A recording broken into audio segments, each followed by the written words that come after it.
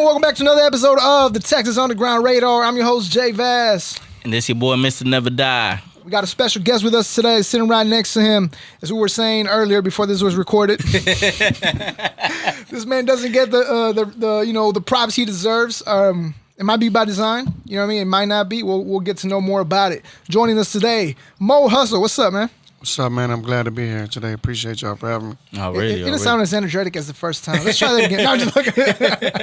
I appreciate you. Now, as we said, you guys might see these around. Meskin Pineapple, you know what I'm saying? And we're going to talk to the creator himself, man, and get to know Mo Hustle and everything he does. Because like I said, there's a lot of things you do that might go unnoticed just because, like I said, you don't post everything you got going on. You know what I mean? I definitely don't post half the stuff that I do and go through. You know what I mean? So, I'm going to let you take control over that. You know what I mean? On what kind of questions you ask. You know what I mean? Sure, so, man. This is we're gonna let Never Die. We're handing it over. You're it, Never Die. Hey, this ain't just about the artists, man. We trying to dig in deep into the culture, and we getting the business people in here. And we gonna try to solve some problems, man. See how we can grow everything, you know. Yeah. And what better than to have one of the main promoters and managers from the city here representing. Somebody that put shit on, you know what I'm saying? Like, look at the Meskin Pineapple, like, and you help other people get their own sodas. You put money in people's pockets and shit. So, gotta give respect where it's due, man. Right. I appreciate it. Yeah. So you do a lot of things, and I just wanted to get what you consider yourself, man, because you're a promoter, you're a manager. You put on a lot of big shows out here. Definitely. I mean, and you're bringing out artists that don't really come out here as much. You know, they're not being put out here. So that's one of the things that you do. But I feel like when I talk to people that do multiple things, they either consider themselves a manager and don't like to be called promoters, or consider themselves promoters and don't want to be considered managers. What exactly would you say Mo Hustle is? Yeah, so, that's a very good way to explain it. But, so I don't give myself one title because there's just so many, you know what I mean? And more than what the people actually see. But, motherfucking hustler. So that's where the name Mo Hustle comes in, because it's Mo Hustles than one, you know what I mean?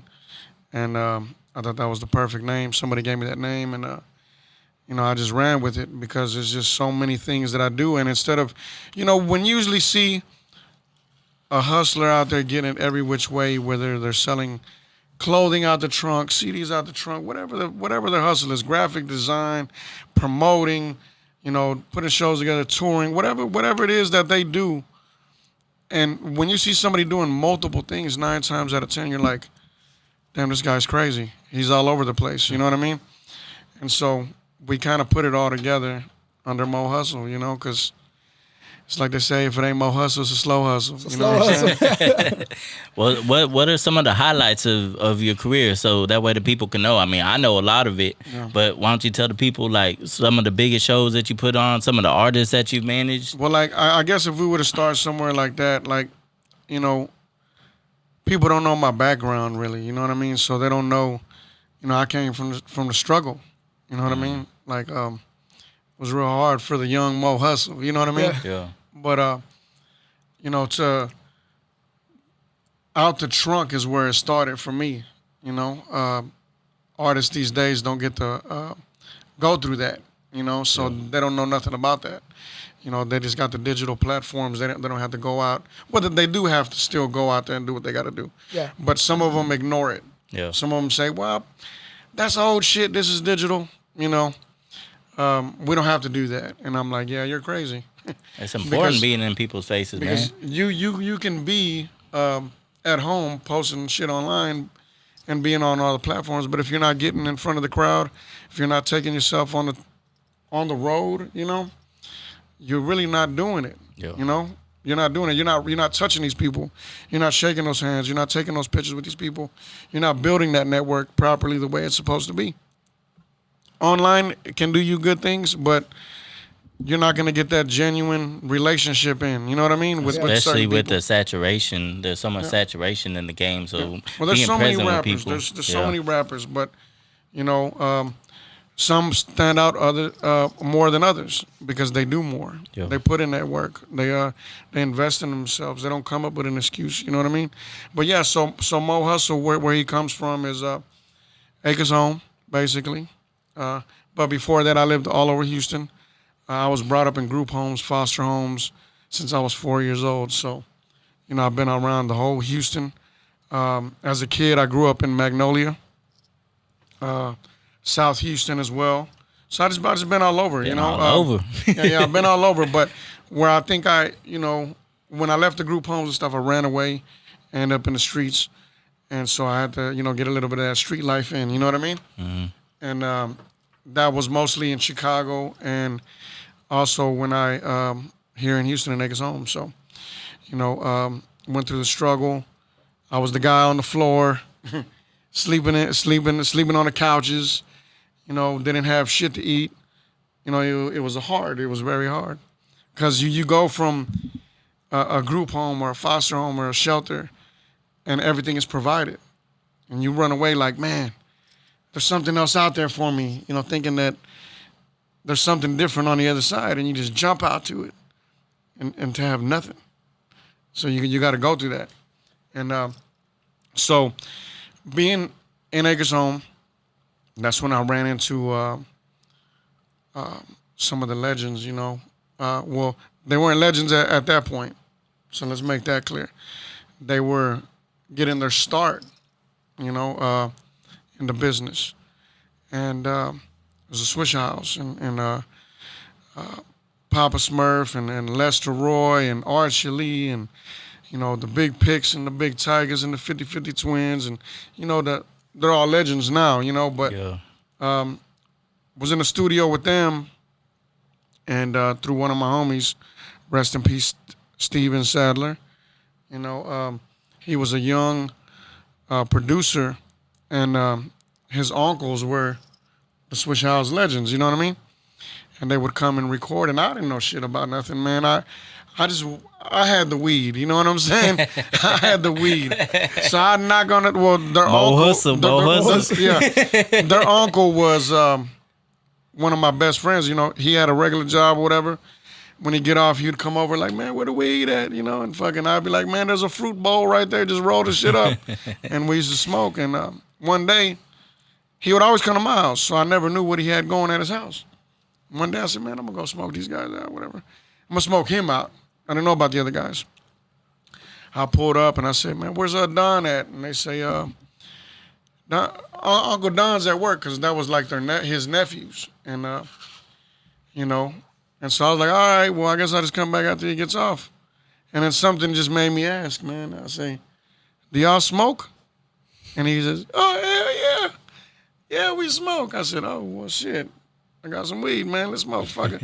And so I walk in, and then that was my first action as far as the studio goes, And everybody was in there recording, and it was the young producer, Steven Sadler. They called him Steven Side. And so he had all the legendary artists in there, That was the young nephew. They had taught him how to record, and he fucking took off with the shit. And so I'm in there. I'm like, what the fuck is going on? I'm in there, and this is my uncle, Swisher House, this, that, whatever, Lester Roy, Archie, all them guys. And what happened is crazy. This is how it happened. I smoked them out. I said, man, I'm going to go run to the store and grab some snacks or some shit, right? And while I was at the store, across the street was a car wash. I said, man, let me go wash my car. When I washed my car, a dude was selling CDs in the parking lot. And he goes, man, I got, Too Short, Bone Thugs, this, that, whatever, He had everything. He was bootlegging, basically. But I was like, yeah, hell yeah, let me get that, let me get this, let me get that. Man, I want all this shit because I'm gonna put it in my collection. And so I probably spent $60 that day on just CDs. And I thought I thought that was great. I was like, man, it's $60, man. I got every fucking rapper shit right now. You know what I mean? I'm about to be jamming, Yeah. And so I take the shit back to the studio. I said, man, look, man, I just bought all these damn CDs. And I was excited. And he kind of like shot me down. He says, man, you a dumbass, bro. You bought all of them damn CDs. You spent how much again? $60? I said, yeah. He goes, bro, I can go buy a 100-pack right now for fucking $20 and I can burn you every one of them CDs. And I'm like, damn. So then I felt like a dumbass, right? I didn't know the game. So I say, shit. And I start doing the math. I'm like, if you get 100 copies, you can do some shit like this. You know, but I was like, I don't want a bootleg, you know what I mean? So I don't want to do that. And he's like, well, look, I'm going to make you a mixtape. And I'm going to put these guys that are in the studio on there, and we'll chop up some new shit. You know, that's what the Swish House was doing back then. That's how DJ Screw did it, you know, and multiple other DJs at the time. So I was like, fuck it, you know, let's do it. So let's get started. And then I started, he put the shit together. He said, man, just give me $150. I'm going to put it together for you. And, you know, that's when it all started basically for me. And then I just had a silver fucking CD, and I'm like, so what do we do now? And he's like, well, you got to get some artwork. And I'm like, okay, how do we do that? And the fucking dude, he was like, yeah, we got a guy down here. His name was, at the time, PKT, Pimp Killer Thug. He's also H-Town legend, man. I haven't seen him in a minute, but he used to rap, but he used to do graphics. Him and T. Piper. I don't know if y'all heard of T. Piper, but yeah, so $250 is, you know, a layout, you know, and I was like, damn. So, you know, me, I ain't really have much money, you know. Them graphics wasn't cheap back in the day. Yeah, it wasn't cheap, bro. It ain't no $50, $40 people want to be spending. And so I paid it, and I figured out I paid it. And then after that, I jumped out there and had them fully pressed. Went out there and I stung them all over the neighborhood, and people started hearing their music, even the ones that wasn't known yet, you know, and it was like, wow. So all over the north side, all down Cross Timbers, when it was North Line Mall, I used to get jammed up because I didn't know who was who, you know, that they had sound waves in that little shopping center by the Hungry Farmers and shit across from North Line. And I used to be out there jumping between cars selling CDs, and I used to get jammed up by the manager from Soundwaves. Yeah, let me see what you got. And I used to pitch him whatever, and he'd be like, man, you can't be selling this shit right here. My store's right there. That's why I'm here, you know? And I'm like, what the fuck? So, you know, I went through my shit, you know, and... Do you still have a copy of that first mixtape? Man, I don't, bro. Yeah. I don't. But I see... there's been so many mixtapes that people don't even know about. Yeah. But they're like in the hundreds, you know what I mean? Like crazy shit, you know what I mean? But I wish, you know? But I see some of them, but they're all scratched up. But I still see the covers, and I'm like, wow. You know what some I mean? legendary shit, man. But yeah, there's been hundreds of mixtapes, and so after that, what happens is I get in the full grind. I'm going hard, and that's just in Houston, and there was a label back in the day called Break Yourself Records, and the CEO was Iceman Q from the north side. He used to have a Actually, since you know about Haterproof and all that, you was part of that. Big C's used to have a shop in that flea market, if I'm not mistaken. No, you know what? In the same, what is that? Is that Little York over there? But Little York in 59? That's the flea market. Yeah, the old flea market? Yeah. Well, he had it in the same shopping center. Big C's had his thing. But there was the guy, Iceman Q. He had his shop in there. But he was a manager. And so... I had never been around no record labels. I mean, of course, we was with the Swish House stuff that was forming at the time. And Papa Smurf was one of the artists. What happened. Their uncle was moving this chick in. And he goes, oh, y'all niggas got to go. You know what I mean? And so out of nowhere, he didn't tell him what the fuck. He just like, y'all got to go. And so they came knocking on my door. And it was Steve. It was the young producer, and he came knocking, and he said, "Uncle Don kicked us out. He kicked everybody out." And I was like, "What the fuck?"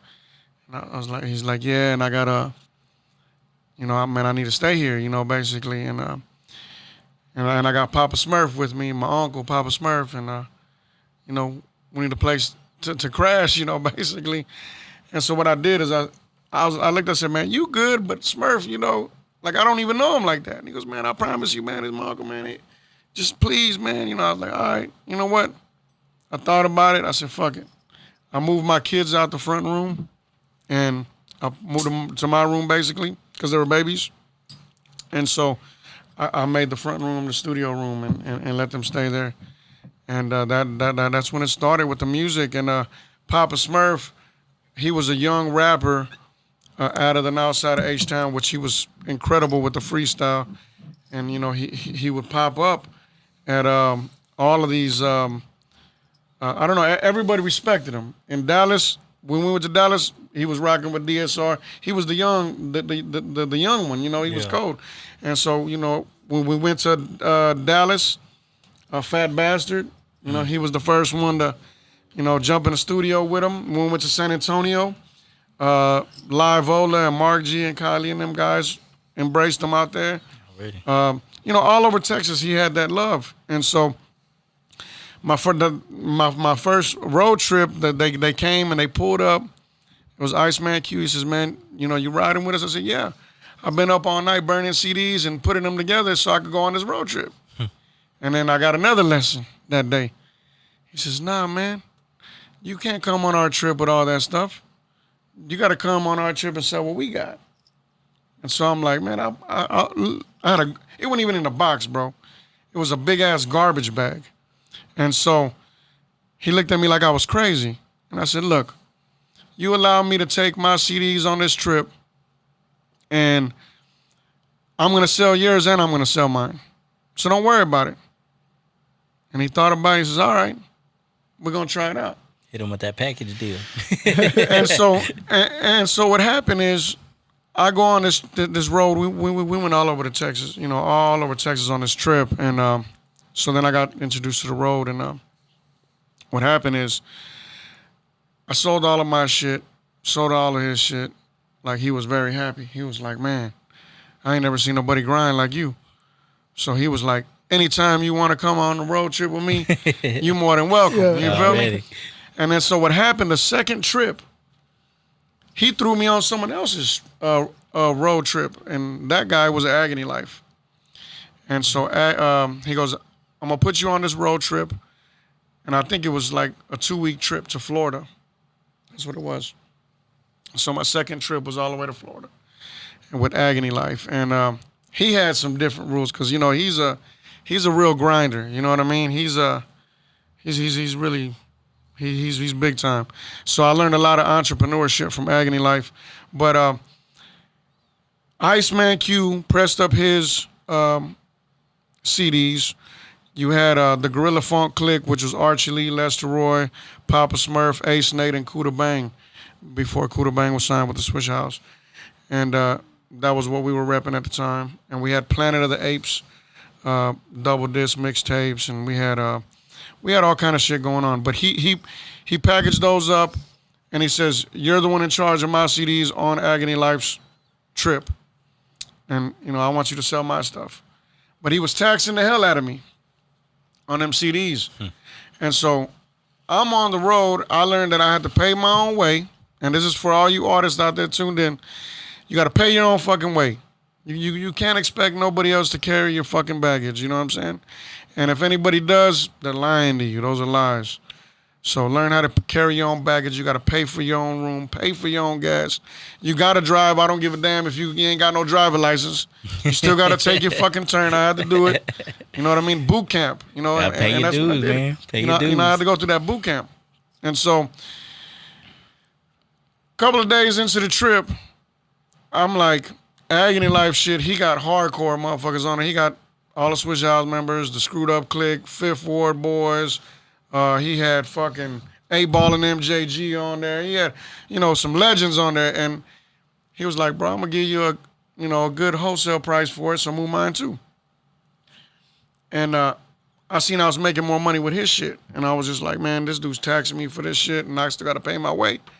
So I kind of just stopped selling the other man's shit. Really, I was like, look, bro, like, you kind of overdoing it on me, you know what I mean?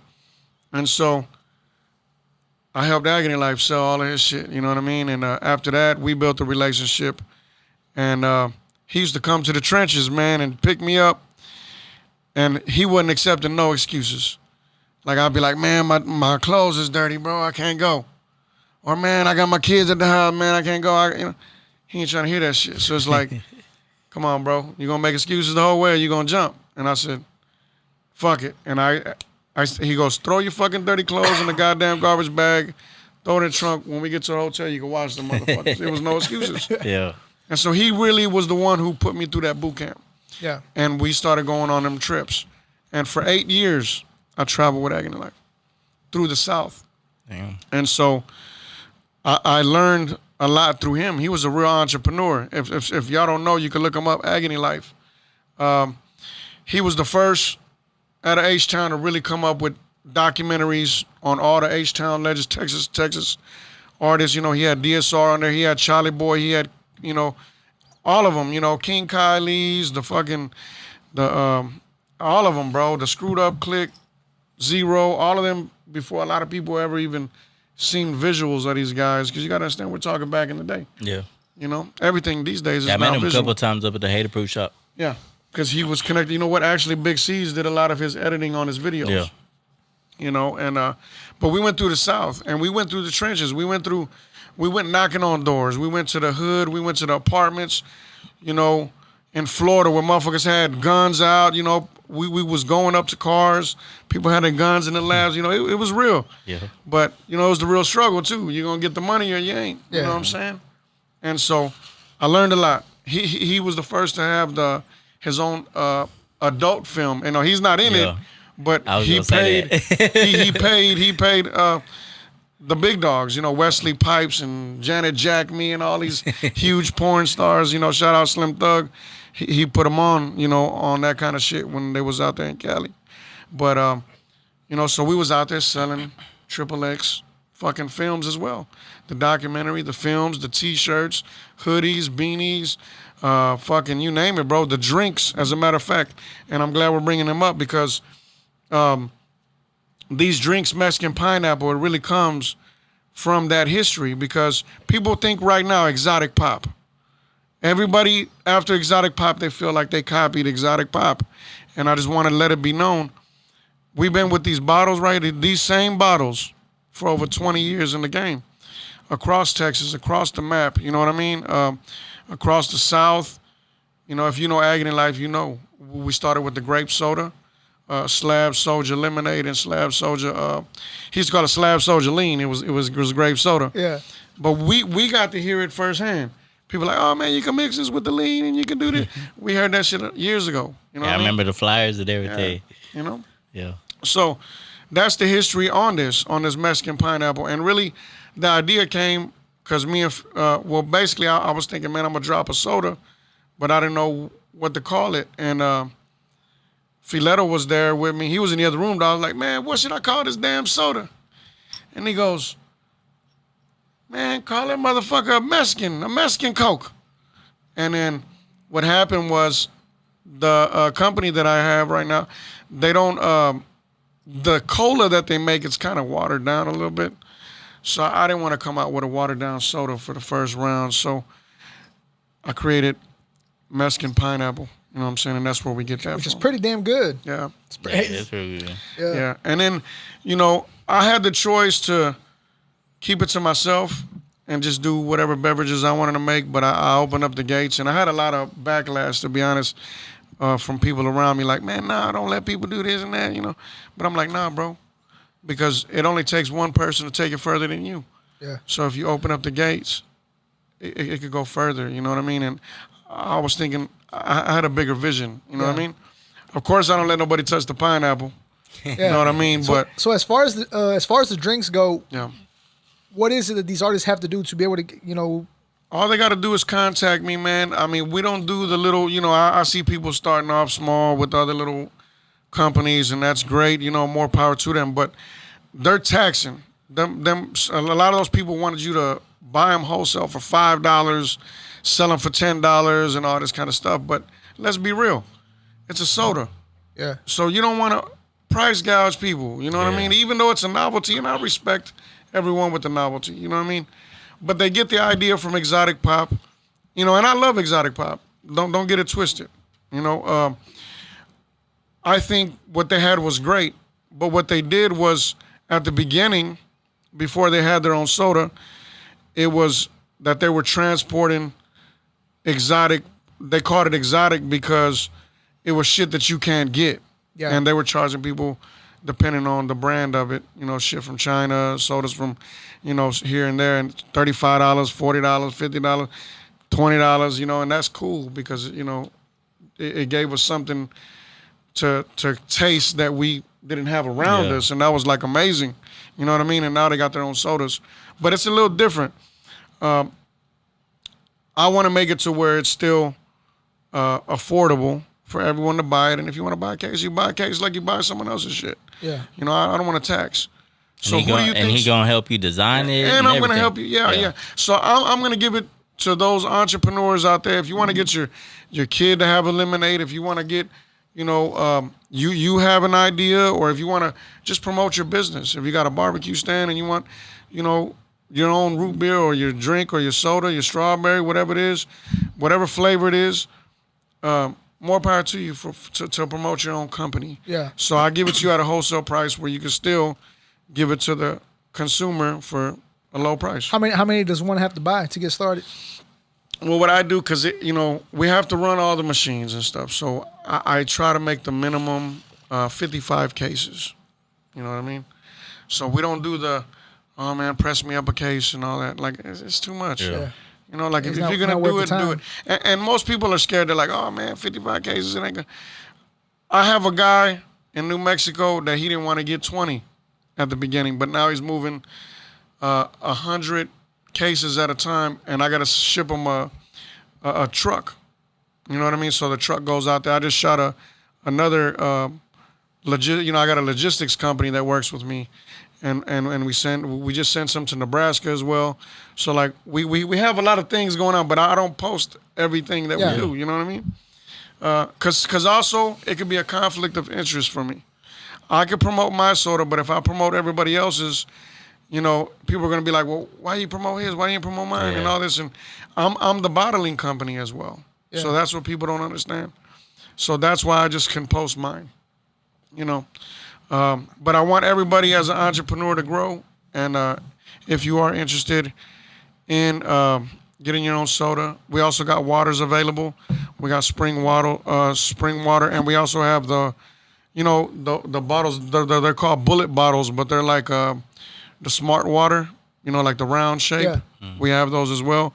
And we also got the little tiny, you know, small waters as well. So, you know, there's a lot of room for entrepreneurs where I'm at. You know, I like to set myself to create platforms and all kinds of shit. Like, I create a platform for the artists to perform. You know, we create a platform for vendors, for entrepreneurs to come out to these events and set up, and from food vendors to clothing vendors, people make their own crafts, you know. So, you know, it's all about creating a platform. You put money in everybody's pockets, and everybody happy, and everybody gonna keep working with you. You know what I'm saying? I want to point out two things you mentioned. First, you mentioned, you know, how the internet has made artists not appreciate the hustle as much. I guess not in those words, but this is me, what I got. And then right now, you just mentioned how you put events together, and I want to take those two things and ask you something. Mm-hmm. You do put a lot of these big events together, and like I said, you bring artists that are not out here alive, so it makes it even that big of a deal. Mm-hmm. And then I see that you have opening acts of up and coming rappers, and this is something me and Never Die discussed on last week's episode. How do you feel about artists having to pay? Let me give you my take so you get an idea of what exactly what I'm trying to say. So I feel like a lot of these artists have gotten to where they feel entitled to that spot to perform. And just because they get a certain amount of likes or views on YouTube. But we all know that social media and real life is two completely different things. Because we've seen those people get thousands of likes, and then you pull up to their show, and there's like 20 people there, right? So one of the things I was telling Never Die was my biggest issue with this is because back in our day, sound like I'm old and shit. Back in our day, back in our day, you know, you had to put a little more hustle behind it and either pay to perform or they'll give you a certain amount of tickets to sell. And the only reason I'm okay with that is because it forces that artist to get out their ass and actually be like, hey, come check me out. Instead of just putting it on Facebook or whatever, on Instagram, hey, I'm performing Sunday, show up. And then that's it. So I just want to get your take as the manager that you are, the promoter. Right. How do you feel about artists having to pay? Do you charge your artists to perform? This, you know, I got different things for different people. You know what I mean? Like, I have people that rock with me for years and years and years. And at one point, they were paying me. And I just felt like, you know what, you've been rocking me for this long. I'm gonna put you on. You know what I'm saying? And so, there's people for the first time, like for example, my boy Trendsetter, the one that wears the cowboy hat. Yeah. He paid me. The first round. I probably charged like $250-$300 or whatever. He came and he rocked that fucking show, man. And I was like, man, I feel you. You know what I mean? And after that, I think I announced it on stage. I said, man, you know what? You ain't got to pay no more, bro. Just come rock this shit. You know what I'm saying? Yeah, that boy go hard. So it just depends, man. And he might only had 4 people in the crowd with him. But, it's good to bring your following. But the one thing I respected about him, I'm going to tell you, I respected everything about that man. First of all, he recognized an opportunity. He hit me. Hey, I'm interested in doing that show. I gave him the price. Hey, man, don't worry about it. I got it. Come pick up the money. No problem. I have no problem with him. He promoted the show like if it was his own show. And then he was talented. So it just depends. But it all goes to this. If you see an opportunity and you don't go for it, that's your own fault. You know what I mean? When you go to someone else's show, you don't know who you're going to meet. You don't know who you're going to be in front of. You don't even know if you paid me the $250 or $100 or whatever it is that the agreement was. You don't know what I'm going to do for you. You don't know if I'm going to feel where you're coming from or, but it's all about how you handle it. And you could come out and you could make money with merchandise. You could come out. Bro, I've done so many shows lately. I don't see not one, and I've had a bunch of artists. I don't even see one person coming out with their product. Like, hey, support my product. Like, where the fucking merch at? I'm not going to sit there and be like your fucking parent and get on your ass constantly. Shit, I'm not. Yeah. But I know for a fact, and people say CDs ain't relevant these days, everything's digital, blah, blah, blah. That's bullshit. That's what they want us to know. Because they don't want us fucking using their samples. They don't want us using their instrumentals no more like mixtapes because that shit blew up. But the real is if you're an artist and you have a CD and you come to me, I'm going to buy that motherfucker if you ask me. Yeah. Because I've been there. So I'm going to feel that. You know what I mean? I'm not going to be like, nah, man, fuck that shit. I'm not going to do that. I'm going to be like, man, that boy on his grind. You know what I mean? What's up? And I get people that give me CDs all day, too. Don't get it twisted. But for those that do say, hey, man, look, man, I'm going to sell my CD for $5, $10, whatever. And I got it on me. I'm like, you know what, man, I'm going to support your hustle because you're out here doing your thing. And I tell my youngsters that. I say, sometimes it's not about the music. Yeah. It's about the hustle. It's about you got up out of your fucking house. You're not out there gang banging. You're not out there dope dealing. You're not out there fucking up. But you out there. And adults is going to support because they feel it. You know what I mean? So it's not just about music. I was telling them the other day, I went to this Walmart and there was this dude who's like, hey, bro, buy my CD. And I was like, honestly, I told him, I said, honestly, bro, I'm not going to listen to it because my car has it don't have USB. It don't have a CD player. Right. But everything you just said, I was like, but I respect you being out here putting this shit in my face. Like, I'll buy it from you. Yeah. And, it's in my car. I can't play it. Yeah. But just. Yeah, like, sometimes, I'll say, I'll keep it as a flyer or whatever. But here, I'm going to pay you. Or I'll tell them, man, keep the CD, sell it to someone else. I'll support your hustle. Here you go. You know what I mean? Yeah. And that's it. Yeah. You got to support entrepreneurs, especially if you're an entrepreneur and you want somebody to support you. You know what I'm saying? Yeah. So from the manager perspective, what if somebody told you that one of your artists pay for a show? Say that one more time. From the manager perspective, because you also manage artists, what if somebody told you that they wanted you to pay for a show to get on? For my artist? Yeah. Well, okay. If they ask me, they should already know who I am and what I do. What I contribute to the hip hop and the caliber of artists that you manage. All of that. You got me fucked up. So first come with respect. You know what I mean? Yeah. First come with the respect. But I do get people that reach out to my artists, which they probably don't know that I'm tied into them. Mm-hmm. Because like I said, again, everything is not on social media. I don't post everything. But I've had people hit the artist up and say, hey, pay to perform this or that. And they come to me, and these guys are like my nephews down there. So they come in the room, hey, such and such said, man, pay for this. And I said, man, don't pay for that shit. Because you got me. You know, because I'm the one who's going to do that for you. You know what I mean? That's what I do for the guys that are under what I do, just like you do for your artists. You know what I'm saying? Now, if I see an opportunity that I think is worth it, I'm going to do it. Yeah. I'm going to do it. Like, if they say, oh, well, you know, I got this shit going on right here. Somebody hit me up, and I'm open up for Slim Thug right now, and it's just you know, I say, okay, well, how much is it? Now we negotiating a little bit. We got to find out what it is. And as long as they're not, like, trying to kill the youngsters, man, because they young, you know what I mean? As long as they ain't, you know, because these guys got to ask their parents and shit for money. They got to go do crazy shit. And there's no excuses. I get on their ass, too. I say, ain't no excuses. If your parents ain't going to give it to you, get up and go sell some product. Go get it. Go fucking make it happen if that's where you need to be. You know, if Trade the Truth says I'm having a trade day or something, I feel like that's a badass opportunity. Yeah. Go get that money together. Go fucking do it. You know what I mean? Right. So, yeah, we going to pay too. Yeah. Well, they going to pay. You know what I'm saying? They going to have to step up and they going to have to do what they have to do to go do it. But if it's something that I know that it's not worth it, then of course, it's like I say. If you feel that it's worth it, and let me explain this. I'm going to explain something. Some of the artists I work with, I ain't trying to say no names, but they might not be heard right now on the radio. Some of them are. That people say, oh, well, people ain't heard of them in years. People ain't seen them on the road in years. People ain't this and that. Bro, listen.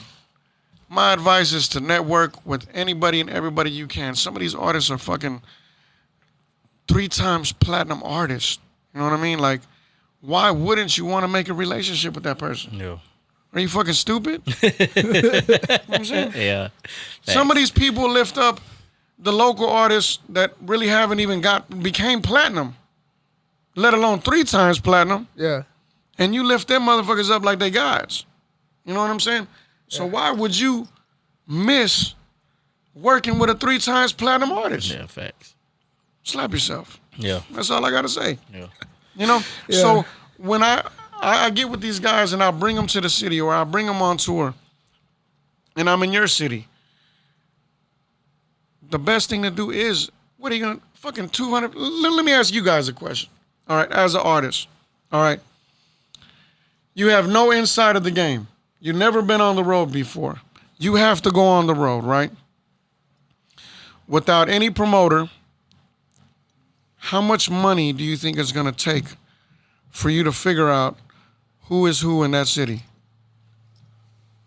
How much money?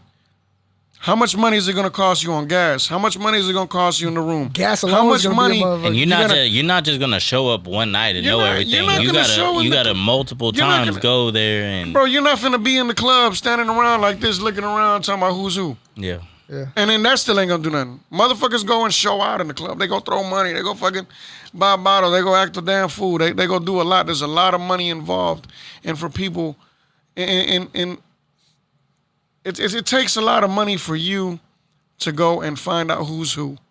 So why the fuck you can't pay $250 or $150 or $300? I've seen people charge up to $500. I don't do that, but at the end of the day, $250, bro, is nothing for you to go and get in the network, go get on the fucking show, meet the fucking artist, try to collaborate with them, save some fucking money. You know, 2 months in advance from the promotion, save your fucking money, get a verse from the dude. You know what I'm saying? Yeah. What the fuck are you gonna do for your business? If music is your business, treat it like a fucking business, bro. Yeah. You know what I'm saying? And then now, you paid for an opportunity, but at the end of the day, you got to network with these guys. You got to take pictures with them. You got to take videos. You get to call them later on and say, hey, man, let's work. You get to go to their city and work with them, and you never know where that shit's going to lead if you do things correctly. If you just go and jump on stage, cool. You know, you get to be seen that night. You film it. Somebody got you, whatever. You can use that forever. But if you don't waste the opportunity, Yeah, man. man. You put that money down, get as much as you can have out a of strategy, it. bro. Yeah, facts. Have a strategy, bro. 10 years from now, you're gonna be saying, "Man, I opened up for fucking Bazaar from D12." You know what I mean? Man, I opened up for Bubba Sparks. Man, I opened up for Dope House. Man, I opened up for the Swish House. Man, I opened up for, Twister or some shit. You know what I mean? Like, take advantage of the opportunity if it comes forward. Because I'm going to tell you right now, you might have paid $150, you might have paid $200, $300, whatever it is. But me as the promoter, I had to pay $6,000. Yeah. So would you rather pay the $250, $300, or would you rather pay fucking $6,000? And let me tell y'all something. Sometimes it ain't all what it seems. I could pay fucking $6,000 out of my pocket, and 90.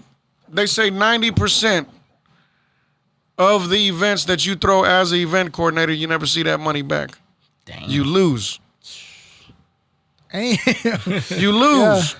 You lose. But why do we do it? We do it for the love of what we do. Yeah. You know what I'm saying? Yeah. And so we lose most of the time. People say, "Oh man, he's doing this, he's doing that." Yeah, there's a lot of But variables. they don't know. And bro, and I lose, and it might be all the money I had. But what do? Bounce Work back. my ass off again, and do it again. Yeah. I've been doing this shit for 20 years, bro. Yeah. You know what I mean? Let me ask you this, Mo. As we get older, because that's what happens every fucking day. We get older. Yeah. As we get older, man, people get to rewrite history, especially with technology nowadays. I mean, I'm sure you were aware of that the little white girl that was on TikTok talking about the creator of Screwed and Chop, but they called it a slow and reverb, whatever the fuck she was calling it. So that's just an example of how people decide to rewrite history their own way. Right. I say all that to say something that's not even relevant. I don't know what the fuck I said that for. So I feel like Texas and Houston, and to be specific, took a step back in the music industry, right? And I feel, especially as me being Mexican, I feel like ever since SPM, we haven't had that artists that people, and I get it, the artists are out there, but people are just not following it like for whatever reason, like they're supposed to. So, in your opinion, as manager, entrepreneur, everything that you are, what are we lagging? What can we do to grow the culture? I can tell you right now. I'm gonna tell you what they're doing wrong. Yeah, they're blowing up here. They're blowing up in Texas. You got incredible artists out there. I don't believe that SPM is the only Mexican artist that has done it. I've been all over. See, this is the thing. See, now I'm about to get into some shit. Hey, and this is what we want, because when you posted posted this on Facebook, I told Mr. Nevedaz, like, this is why we need Mo on here, because you know what you're talking about, and you're right. Yeah. As much as I love SPM's music, there's been a lot of other artists, so I'm gonna let you talk on that. I fuck with SPM, man. I fuck with the shit. I've been a fan since I was a kid, and that's great. I've worked with all the Dope House. Those are all my brothers and sisters. Went around the country with them. There's a lot of fan base. It's huge. There's a lot of love out there. A lot of Dope House soldiers. I got a lot of love for them too. The thing is, bro. Okay. Some people ain't ever left their spot again. We go back to that. Some people live in a neighborhood and ain't never left that motherfucker. Yeah. So they don't know what's going on in the country. You know what I'm saying? They don't know what's going on in the world. But a person like me, I done been all over the country like multiple times, like thousands of times. It's ridiculous throughout my years. And I know different markets. People don't know that there's different markets. Like with Agony Life, I rode through the South for 7-8 years, and that's the black market. That's what I call it, because some of our black artists here in Texas, they never go anywhere other than the South. We used to do Louisiana, Alabama, Mississippi, Florida, Nebraska, shit like that, Atlanta, but they never go to Oklahoma, Colorado, New Mexico, Arizona, Cali. They don't go up there. They don't buy. They just do the South, and so the Mexicans do that stuff up here. You know what I mean? But the Mexicans, they don't go to the South. When was the last time you seen a rapper go to motherfucking Louisiana? When was the last time you seen them go to like Alabama, Mississippi, Florida, shit like that? They don't. Not with the music. So I've experienced the different markets, and so I said that to say this. In Cali, you got a bunch of Latin rappers, Mexican rappers, okay? And they're very, very successful. You know what I mean? They're very successful. Like not just because, see, this is the thing, is we got to hold our culture, H-Town, or Texas, period, as a whole. LA is like a brand. You know what I mean? besides the music. It's a brand. So when an artist comes out of LA, people in China like, oh, he's from LA. You know, they want to be cholos and shit. Same as Texas. China. So it's the same thing as far as Texas. But Texas, we support the black artists. And as far as the Mexican upcoming artists, they really don't. You know what I'm saying? But they only, and if they do, it's only within Texas. And so what I feel like a Peso, for example, right now, he's going hard right now, right? All right? He's with Sauce Walker. Sauce Walker put him out. He's doing great numbers in Texas. The dude, what is the other motherfucker, Lil Vent in Fort Worth, start beefing, whatever. It caused some controversy. Now people everywhere, they seeing it. The thing is that them guys, they're doing well because their numbers is up. They're getting paid good checks, but they need to get out of this motherfucker. Yeah, you can. Me and Big Pokey had this conversation the other day. Screwed Up Click, any legend, Lil Kiki, you know, Big Pokey, ESG, all them guys. You know what I'm saying? They get paid well in Texas. They don't have to leave Texas. They're good, right? But I'm like, bro, you guys get booked Monday, Tuesday, Wednesday, Thursday. You got all the way to Sunday. You getting fucking booked here in Houston. But you gotta want to go to other fucking places too, bro. And he's like, you right, you know? And I'm like, bro, you ain't been to fucking Denver. I was the first to take Lil Kiki to Denver. You know what I'm saying? I hosted the Zero show out there when Zero went for the first time. You know, and Zero was like, what the fuck? You know what I mean? Like, I didn't know I had this much love out here. But you will never know if you don't go. It's a curse, man, because Texas is so big, so we just get used to staying in Texas. And so I feel like the Cali artists, there's like a whole lineup, bro. Little Rob, Mr. Criminal, motherfucking. You got Miss Lady Pinks. You got what's her name? The Miss Crazy. You got Mr. Capone. You know, of course he's not Mexican, but he was from a Mexican neighborhood. But he's like an icon out there. You know what I mean? He got songs with Snoop Dogg and shit. You know what I mean? Like, they get embraced more than our Mexican rappers here in fucking Texas. Why? You know what I mean? Them motherfuckers go on tour. That they go to Arizona. They go to fucking Colorado. They go travel everywhere. But they don't come down here to Texas either.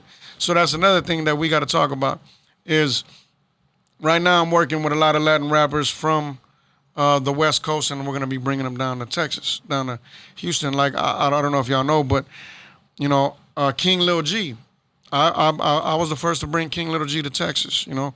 Back in the day, we did a tour with him.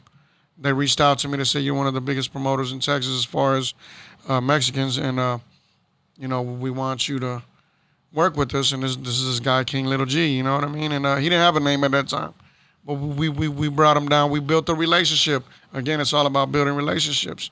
And look where he's at now. Like a Snow the Product. You know, when she first came to Texas, like, we were just talking about that earlier.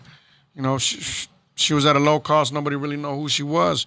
But the power of that, you know, embracing people that you see a vision on, you know what I mean? And facts. Later on, they're going to be this monster that you wish you would have worked with them. Yeah. You know what I mean?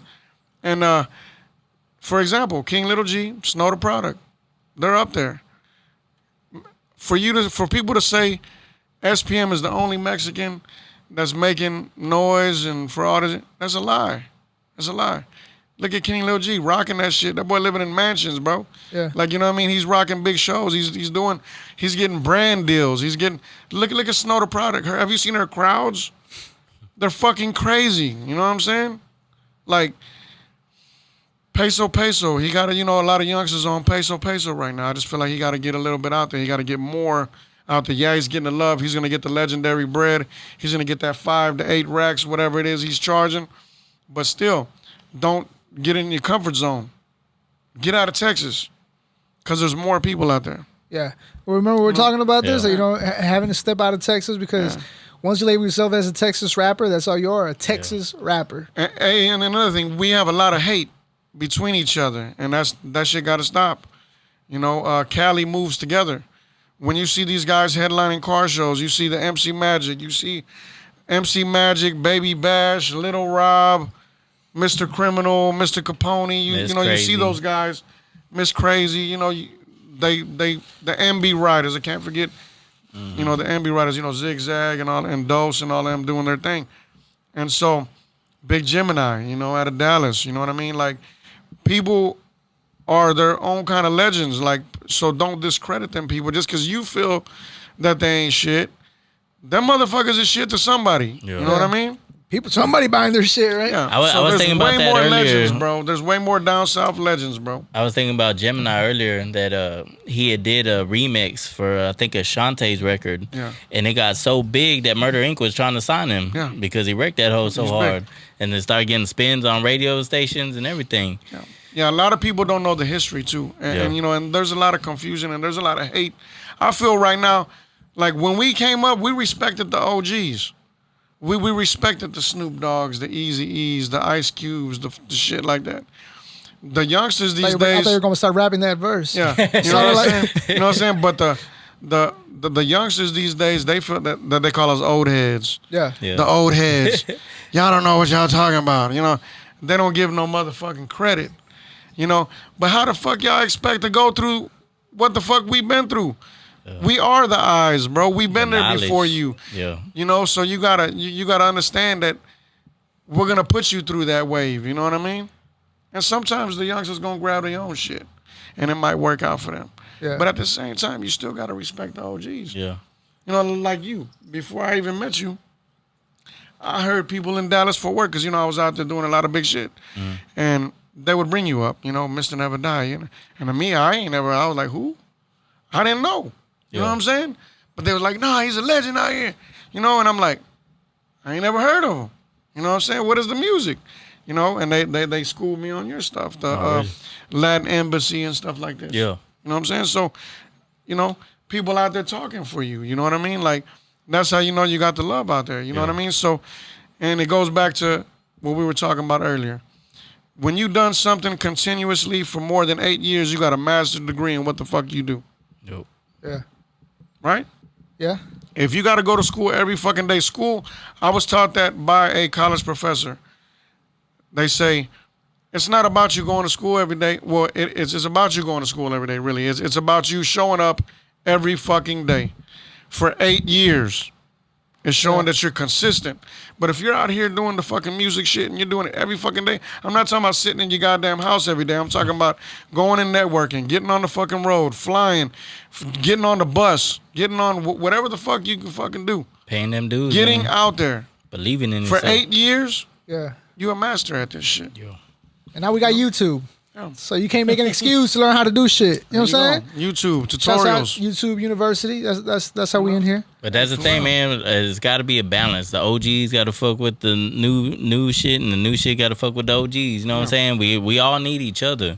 The OGs got the knowledge, and the youngins, they got the new way with them. You know what I'm saying? They got the new style, the new technology. They up on that shit. So Yeah. we all just got to connect and make and it that's work why together. we had this conversation at Crimp's crib, and I was telling y'all whenever how a lot of the OGs don't want to put the new school, and they don't want to put them on for whatever reason. Yeah. And my thing is, their excuse is always, well, nobody ever showed me the way. Nah. Right. But I feel like No, if that's our bullshit. our OGs failed us, let's not fail the new Facts, generation. Facts. We got to make a change, man. Let's It's like what's his name says. He says, if you ain't putting on these young niggas, you ain't an OG. You a old flea.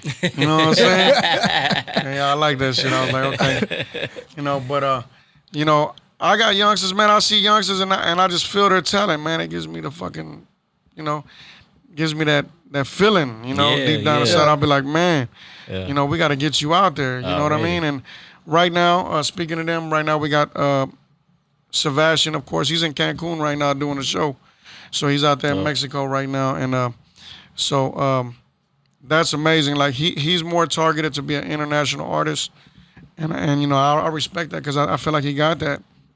And Tell the people some of the artists that you manage, so that way they know. So right now, for many years, people been wanting me to be a manager, and I've always said no. Even legendary artists in Texas, and I just don't do it because it's a lot of energy and it's a lot of It's a lot of shit, man, to have that title. You know what I mean? You got to hear people's baby mamas. I found these numbers in his pocket, and he told me they were your numbers. And you got to be like, all right, I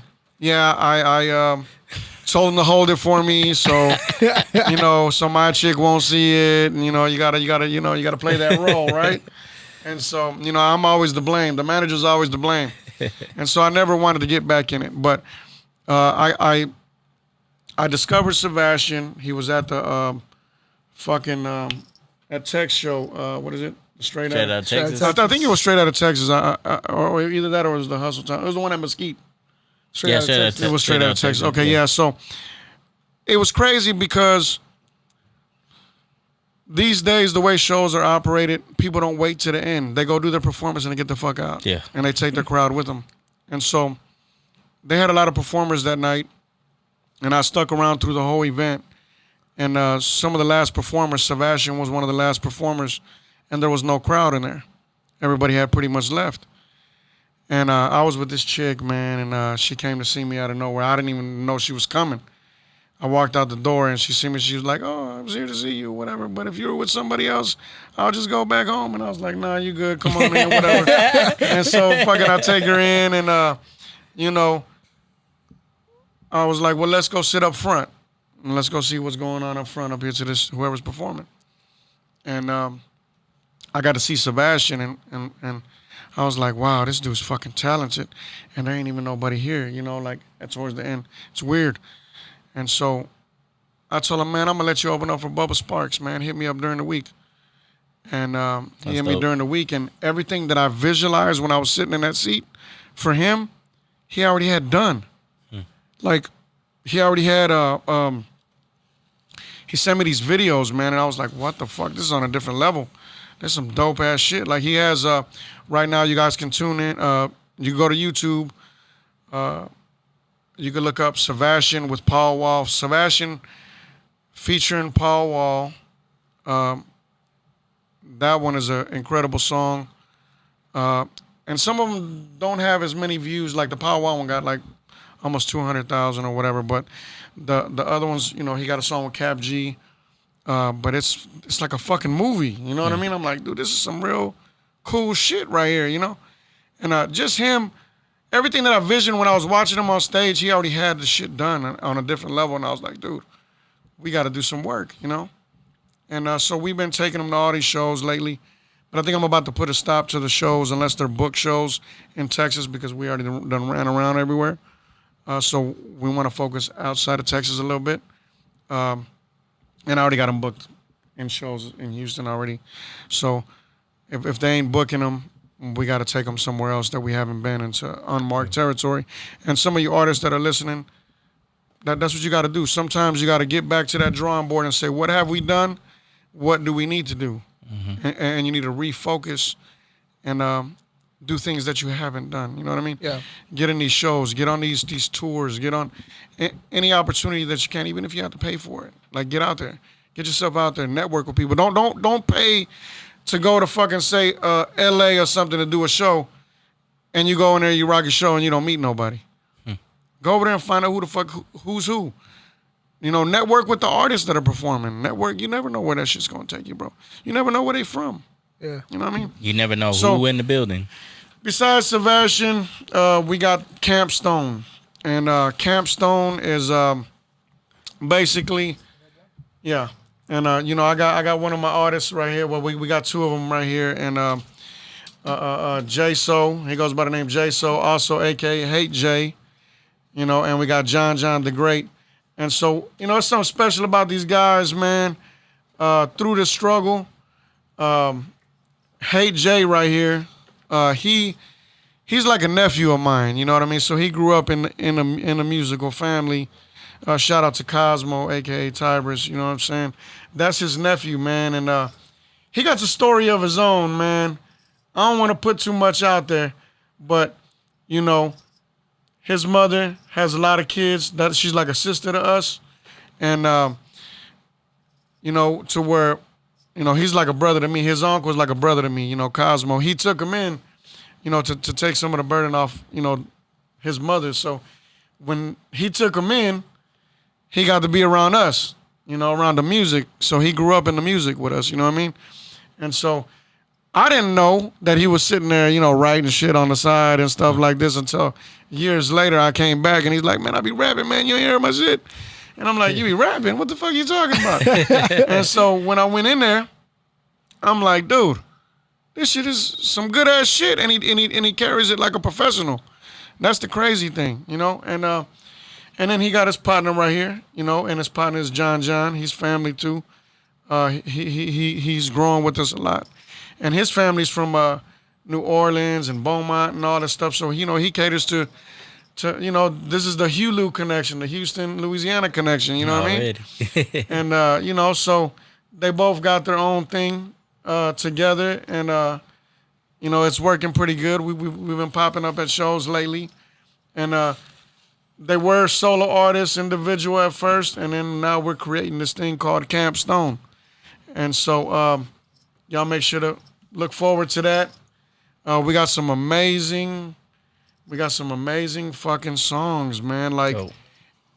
And they live with us. So I'm in one room doing all my mastermind and shit. They feed off of me too. But then they'll come in the room and be like, man, you gotta hear this shit. Or I'll hear some shit in the hallway and I'll be like, what the fuck is that? And every day these guys surprise me. Every day they got new music. Like, I'm like, what the fuck? These guys got some shit going. And so they're working on the album. Do you guys know the album title yet? Oh, you're going to call it Camp Stone? Okay, so it's going to be called Camp Stone. Coming soon. And it's crazy because these guys have so many songs already done, and we're trying to pick which ones are for the damn album. And we're like, because a lot of them. That's a good problem to have. Yeah, well, a lot of them sound like records. Yeah. And you're like, it's amazing. A lot of people don't know the meaning of record. You know what I mean? It's not a song. It's not a track. It's like it gives you that certain vibe, like it could be on the radio. It's a record. It's a jam. Like you're like, wow, And so these guys have records. You know what I mean? And they're amazing. And I can't wait to let you guys hear some of this stuff. Already. But I've been telling them not to post it yet. I've been telling them don't upload this shit. Don't post everything. Yeah, because people like to post all their music. That's another thing. People like to just throw all their fucking music out there and hope something's going to happen. And then they get a bunch of low numbers and they never focus on one thing. Yeah. So some people might make it that way and that's cool. But me, I don't want to run it like that. I want to run it to where we throw some singles out there and we promote those well, get those numbers up, get the following going off of those, and we can move forward. You know what I mean? Already. So that's what you got going on as a manager. Talk to us about these upcoming events you got. You posted on Facebook the other day, and you got half of the year's already what is the booked thing? up. See, so manager's a big word. You know what I mean? A lot of people say manager this, manager that. I've managed artists in the past. I've had relationships that I felt like the manager as well because I had to do a lot of shit. I had a lot of job titles. You know what I mean?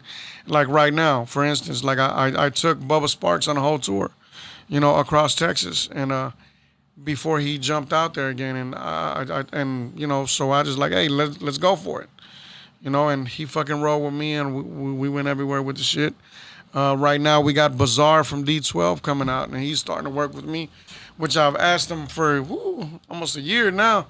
I've been trying to get him in there, and finally, somebody vouched for me up north, and they hit him, and they said, hey, man, you need to work with him. And after that, we cut the deal, and now we got him coming to H-Town, and I'm working on some other tour dates. We're trying to get him to Dallas, San Antonio, West Texas, Odessa and Midland. I want to bring him to the Valley. We're going to bring him back out. And not that he needs it because he has the whole tour set up right now. He's going crazy right now, Bazaar is a little crazy, man. He's a crazy one. I don't know if y'all seen this guy. He's from Texas, right? I don't know. I know he's came out here, but I don't know. He might have family too. Oh, Maybe really? even in Dallas. I don't know.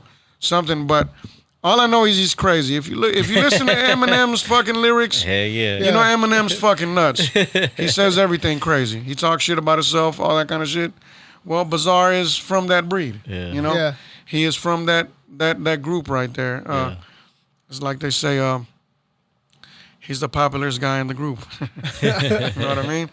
And yeah, so it's an honor to work with him. I grew up, anytime I work with legends that I grew up listening to, I love it, and it gives me that fire to keep going and pushing these guys. You know what I mean? Because, man, I've done work with so many. It's just insane.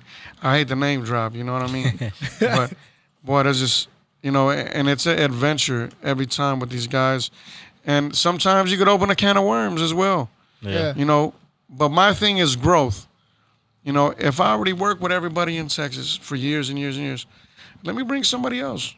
Let me, not that I'm gonna stop working with them. I still work with them too, but I want to grow. You know what I mean? I want to, I've worked with everybody, a lot of people in the Latin market, and the Mexican rappers in the West Coast, and the Mexican rappers in Texas, and I just want to open up more doors, and that was the goal at the beginning of the year. That's why we brought Bubba Sparks. We did that. We made a relationship with him. We made a relationship with his management. Shout out Charlie P. He always be holding it down. He also manages Young Buck. You know what I mean? So hopefully we can see some Young Buck in the action pretty soon. You know what I mean? And he's the one who had to make that call for Bazaar. I said, man, I've been here trying to hit Bazaar. Because, man, you trying to hit that fool. Let me make that call for you real quick. And he made that call. It worked out. So that's why it's very important to network and to be put about yourself your in business, position, bro. Yeah, put yourself in position. Yeah. I didn't know at the beginning of the year when I thought of, hey, let me expand a little more. Let me get out there. Let me make some new. Let me build some new relationships this year. You know what I'm saying? Yeah. I didn't know it was gonna take me as far as it took me so far. You know what I mean? And it's still growing. Who knows? Okay, if I'm building a relationship with Bazaar from D12, how the fuck you don't know that you're gonna grow from? He might go back to fucking Detroit and tell all them other legends out there, hey man, you need to fuck with Mo Hustle, or you need to, you know what I mean? You don't know what's gonna happen, bro. Yeah. Every conversation is important. So if I'm building relationships from bringing these guys out here, as an artist, as a opening act, or even if you pay $250 for a slot or whatever it is, how do you know you ain't gonna build that same fucking relationship? Because it happens. Yeah. Like shout out Big Cree in San Antonio. I brought Bubba Sparks out. He did a fucking song with Bubba Sparks. He did a video, all this stuff. So, and he's connected to Charlie P and Young Buck's manager and all that now. He loving Big Cree. You know what I mean? Shit like this, like he's building networks. Lil Young, shout out Lil Young. Shout out Lil Young. He did a song with Bubba Sparks. It's in the vault right now. He did a whole video and everything. Really? So, people that network with these guys, they come out, they get the features, they do whatever. It's a business plan. You never know what the fuck it's gonna bring to your table. Yeah. So why not pay that little bit of fucking bread? Capitalize on them opportunities, multiply, man. triple. Who knows what's gonna happen? Yeah. Bro, put as much under as what I've learned, bro, through my 20 years is you're making history today. And some of these artists, they don't think of it that way. Yeah. But if they knew it was that way, they would do everything right now. Yeah. If I'm bringing Bubba Sparks, jump on that shit. Go network with him. Go fucking do a video. If I'm bringing D12, go work with him. If I bring Twister, go work with him. Go network with him. Go do a video. You know what I mean? And it creates your fucking history. Yeah. And it could easily be history in your city as a whole. Yep. Because later on, 10 years comes by and they say, you remember that time I opened up for fucking D12? You remember that time opened up for Twister? Adding to your resume. I'm saying, yeah, you add it to your resume, bro. Hell yeah. So why would you sleep on your own fucking history, bro? Pay your fucking dues, bro. Yeah. Pay your dues until you respect it on a level where they say, you know what? You ain't gotta pay, nigga. You wanna come rock it. Or you have the following to put your own show on and you got a following just for you. Yeah. Every day, even though I've been in this for 20 fucking years, bro, I'm like an artist because I still have to make myself relevant. And it's sad, but I have to. Yeah. Some people still discredit me. They still say, oh, well, Mo Hustle ain't doing it because they look at what's online. You know what I mean? Even though I show number work online, but they still feel that way. They still feel, oh, he ain't this, he ain't that. And I'll be like, you know what? And even though I'm humble, man, sometimes I got to be an asshole. Sometimes I got to be like, you know what? Fuck that shit. You motherfuckers want to see some shit? Let me get this bitch crunk again. Let me pull out a whole schedule. Let me make motherfuckers uncomfortable a little bit. Let me fucking do a whole schedule. Right now, I got dates till November. You know what I mean? Yeah. Like, and I'm still adding dates in between all of those months. You got an event tomorrow, shit. You know what I'm we saying? got an event tomorrow, man. You know, Killing it. South Houston. And you did show last week with Big Pokey. Yeah, you know, last week, you know, I stay working, bro. Yeah. Like, you know, my energy is unmatched, bro. Like, who else in Texas? You know, there's promoters out there in Texas in different cities. But I'm not just a local promoter, bro. Yeah. And Yeah, you in that's different what states. That's what separates me from everyone else. I go on tour. I take artists on tour. I take them to different cities, different states. You know, I've done shows for years in Colorado, years in different places. You know, Cali and Arizona and New Mexico and Oklahoma and all over Texas, from, you know, Dallas, San Antonio, Fort Worth, fucking Corpus Christi, McAllen, Harlingen, Bronzeville, you know, you name it. Tyler, Texas, you know, fuck. You know what I mean? Like, that's what separates me from all of the other promoters. Like, you can't put them in the same category. If you're a promoter in that city, you're a promoter in that city. I'm not just in my city. I'm everywhere. I create a platform. What I did at a certain time, I learned that there was people in every city that wanted to come to H-Town. You know, so I wanted to bring them to perform, give them that opportunity to come to H-Town and perform. Give them the opportunity to perform in San Antonio. Give them the opportunity to perform in Dallas. You know what I'm saying? Like, that's the difference. Yeah, You know what I mean? Yeah. Some people don't know the difference, bro. Yeah. Let me ask you this, man. Since you gave us a quick background of everything you do.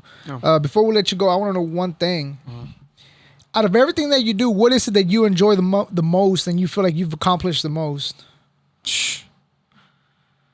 Really, is just, man, I mean, as far as enjoying it, I love traveling. Traveling and food.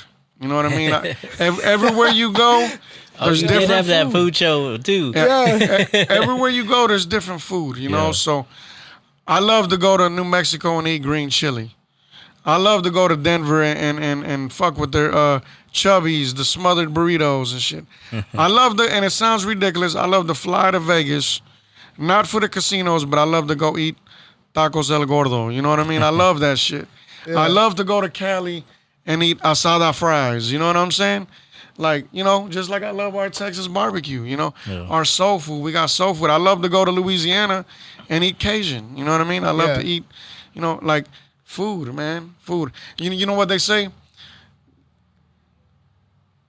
In this world, you only get two things that create you an orgasm, and one is sex, you already know, and the other one is food. So if you take sex and food away, you're fucked. You fucked. You know, you might well, you know, there be single old men that are diabetic and shit, and they're old and the motherfucking, and they can't eat good because they diabetic and they single, so they ain't getting none.